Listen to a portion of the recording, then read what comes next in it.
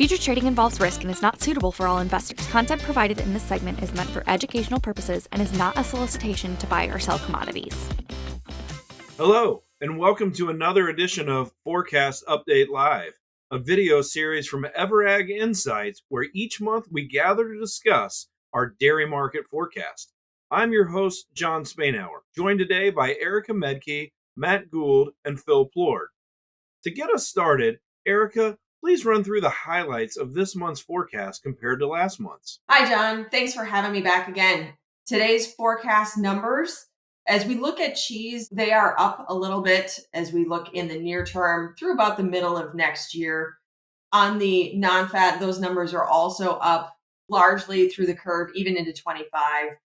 Whey numbers up a little bit as well. The one place where we have taken some numbers down is in the nearby butter, really adjusting to the correction we've seen in the CME market recently. All of 2025 for butter we have left unchanged, however. Thanks, Erica. We look forward to seeing the forecast. Okay, each month we ask two of our panelists to take either the bull or the bear side of the story. This month, Matt has taken the bull side of the dairy market story. Matt, take it away and let us know what you're seeing out there. Thanks, John. I want to start with where we sit compared to the rest of the world. Our products, or at least many of our products today, are on sale, and in some cases on dramatic sale. We look at Europe with cheese today at the spot market nearby in the 240s per pound. International buyers have a terrific incentive to look to the United States and forward contract with us, not just for the remainder of this year, but into next year. One of the things that appears to be the case today is that our exports are going to hold up better than I think most people expected. Then, we can look at other products like the high protein whey complex, which continues to be off to the races as we see consumption in high protein whey and just dairy proteins in general be very strong. And then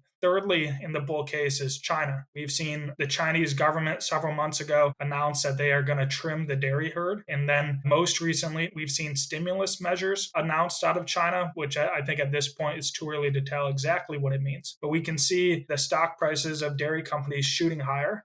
And we also are tracking inventories in China of dairy products, which are increasingly looking low. So if you're going to be a bull today, I think it's largely predicated on this export story holding up into next year and surpassing expectations. And that's a bit of a shift in situation. That certainly is, specifically on the Chinese side of things. That's the first signs of life we've seen out of China in what seems like a year and a half to almost 2 years. Okay, Erica has agreed to take the bear side of the story. Erica, take it away and let us know what you're seeing. Thanks, John. And thanks, Matt, for those good insights. Let me start with your China comment, because why would somebody stimulate the economy? So I would say that there's a underlying issue in the macro economy there that is certainly concerning. And even if they are contracting their herd, are consumers buying? I think that's still an open question. That leads me to what I think is the true bear case here, is that demand just isn't that good. Whether you look to China,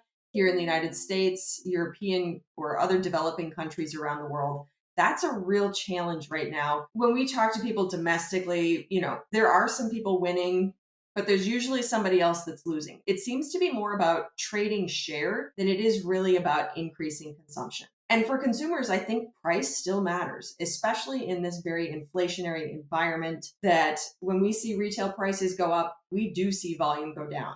And there's a delay between when we see wholesale prices go up and when the consumers actually see that price. So I think we still have more price transmission yet to occur. So consumers will see higher prices yet to come this year and maybe even into next year.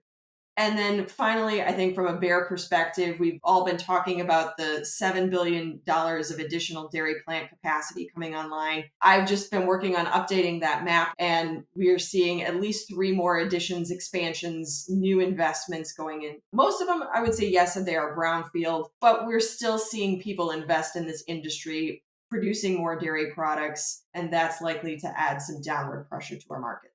Thanks, Erica. And thank you, Matt, as well. Okay. Every month, Phil brings us what he calls his favorite look, and I'm excited to see it. So take it away, Phil. Thank you, John, first of all. Found some data a few weeks ago on frozen pizza sales in the United States. And look, Americans love pizza. We average per capita 40 pizza pies per year per person in the United States. That's basically 9/10 of a slice per day. And I would say I would probably be on the over on that personally. So we love pizza.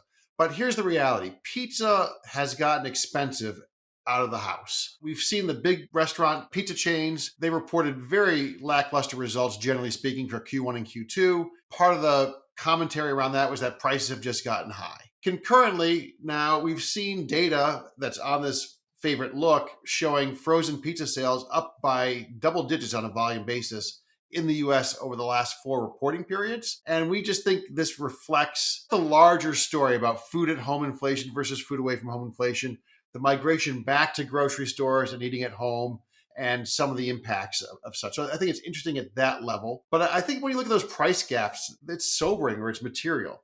I did a little bit of research in the Madison, Wisconsin market last weekend. I looked at 5 pizza chains here in Madison, and I came up with an average price of $12.87 for a medium pepperoni pizza. Pretty simple stuff. The low end was $7 or $8. The high end was, close to $15, if I recall correctly. So, family of 4, a medium. I mean, I could eat a medium pepperoni pizza myself, right? It's not going to feed a family of 4. So you're talking, $30 if you want it delivered. I mean, pretty big numbers. Whereas the frozen pizzas I looked at, 5 brands, including the Walmart house brand, $5.09 average. And so, I think for that kind of price gap, I think we're seeing some shift to at-home pizza consumption. Again, it could ebb and flow. So I do think we are seeing this gravitation towards at home a little more intensity. The restaurant businesses are generally flat. The big question from a demand perspective is, are we losing cheese consumption, takeout pizza versus home pizza?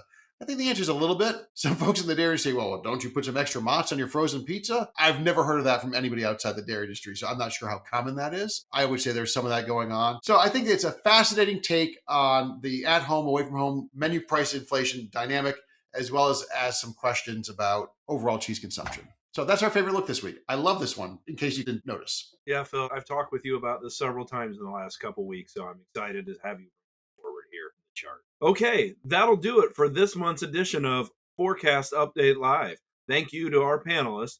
Thank you to everyone on the EverAg Insights team for their work on the forecast. And thank you, the viewers, for tuning in.